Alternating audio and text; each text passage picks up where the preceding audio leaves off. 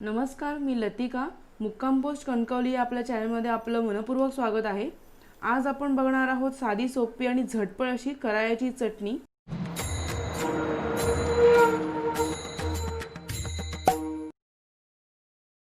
सुरुवात करूया आपल्या रेसिपीला.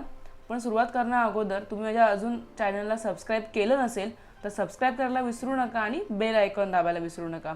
आणि ही जर व्हिडिओ तुम्हाला आवडली तर माझ्या चॅनलला लाईक करायला विसरू नका. आणि तुमच्या काही कमेंट असेल त्या कमेंट बॉक्समध्ये तुम्ही नक्की सांगा.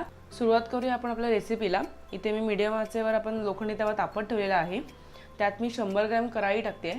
ती आपल्याला भाजून घ्यायची आहे. ही कराळी आहे ही कुठेही मिळतात. म्हणजे आपण जे सामान भरतो महिन्याचं त्या किराणा दुकानात सुद्धा ही इझिली अवेलेबल असतात. तर आपण ही घ्यायची आहेत. आणि कराळीचे खूप छान गुणधर्म आहेत. ही आपल्या शरीरासाठी खूप उपयुक्त आहे. म्हणून जशी आपण तिळाची चटणी वगैरे आपण खातो, लसूण चटणी, तशी तुम्ही ही करून बघा. चवीला पण छान लागते आणि आपल्या शरीरासाठी सुद्धा चांगली आहे. तर आपण इथे 100 ग्रॅम घेतलेले आहेत. घेतल्यानंतर थोडी आपण ही निवडून घ्यायची आहे, कारण हे कराळी काळी असल्यामुळे आपल्याला खडे दिसत नाही. त्यामुळे एकदम व्यवस्थित नीट निवडून घ्यायची तिला आणि भाजून घ्यायची. तर गॅसची आच मी मीडियम आचेवरच ठेवलेली आहे. एक 5 मिनिटं झाली की आपण ह्याच्यामध्ये 1 चमचा जिरे टाकणार आहोत. जिरे पण जास्त भाजायचं नाही आहे, त्याच्यामुळे आपण 1 चमचा, छोटा चमचा जिरे टाकायचे. जिरे भाजल्यामुळे त्याचा अजून एक वेगळी छान चव ह्याला येते. तुम्हाला जिरे आवडत नसेल तुम्ही नाही टाकलं तरी सुद्धा चालेल.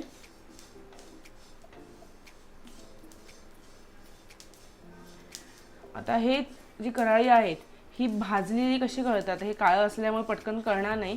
तर काय असतं की ह्याच्यात तेल असतं ना, हे सुटत जातं थोडं थोडं असं, म्हणजे बाहेर फेकलं जातं ते.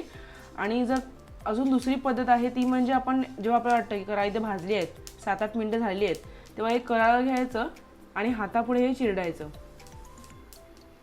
जर हातापुढे पूर्ण चिरडलं गेलं तर समजायचं की ही भाजून झालेली आहे.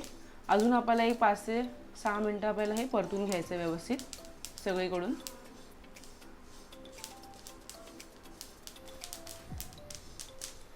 कराळी आपली व्यवस्थित भाजून झालेली आहे. तेव्हा तुम्हाला कडेला हे तेल सुटलेलं सुद्धा दिसेल.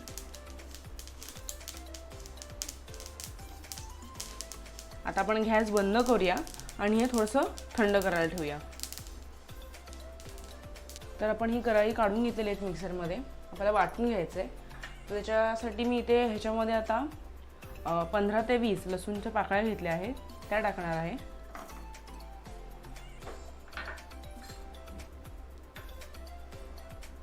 लाल तिखट तुम्ही तुमच्या चवीनुसार टाकू शकता.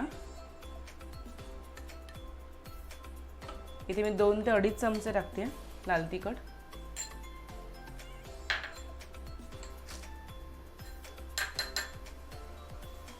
चवीनुसार मीठ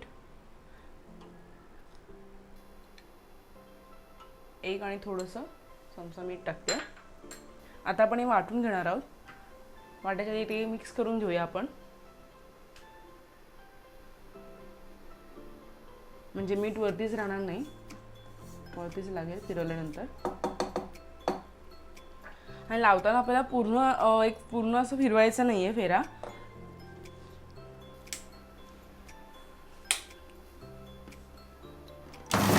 बंद चालू असं करायचं आहे, कारण पूर्ण पेस्ट नाही करायची त्याची आपल्या करायची.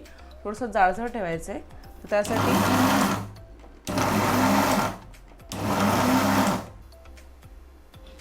एकदा बघून घेऊया आपण.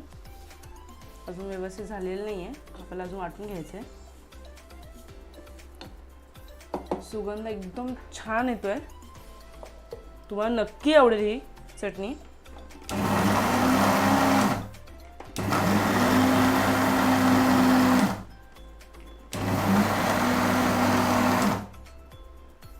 तयार आहे आपली कराळ्याची चटणी. तुम्ही नक्की घरी ट्राय करून बघा. साधी, सोपी आणि घरातल्या वस्तूमधून तयार होणारी चटणी आहे.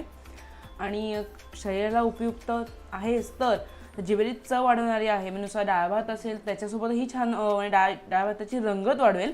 आणि भाकरीसोबत अंदाजा तर खूप छान लागते. तुम्ही नक्की ट्राय करून बघा. आता आपण भेटूया आपल्या पुढच्या रेसिपीला लवकरच. थँक्यू.